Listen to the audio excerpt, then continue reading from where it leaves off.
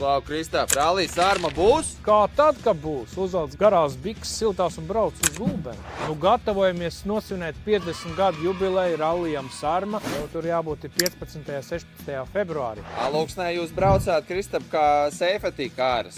Šajā gadījumā arī līdzīgs tas scenārijs vai kaut kas būs savādāk? Nu, scenārijs būs daudz labāks. Ja tā atgriežamies mazā tādā pagātnē par Alūksnes ralliju aizvadīto, bija ilgs ceļš, lai tiktu līdz tam rallijam, veiksim, iespējas dalībai tajā rallijā.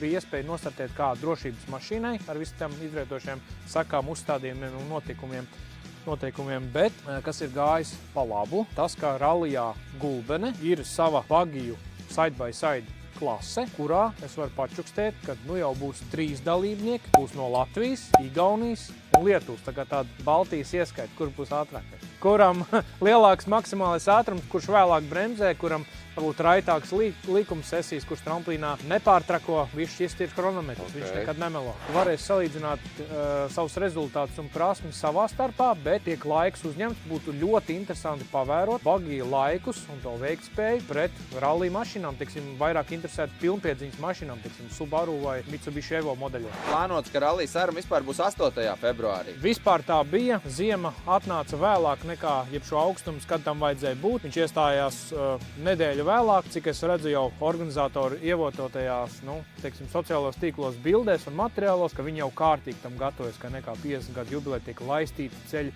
ar fūriem, tiek piebraukāti ātrumposmi, lai garantētu to. Pilnīgi visos ātrumposmu kilometros būtu biezs ledus, un lai būtu ātrums, lai būtu dinamika, lai būtu Sarma.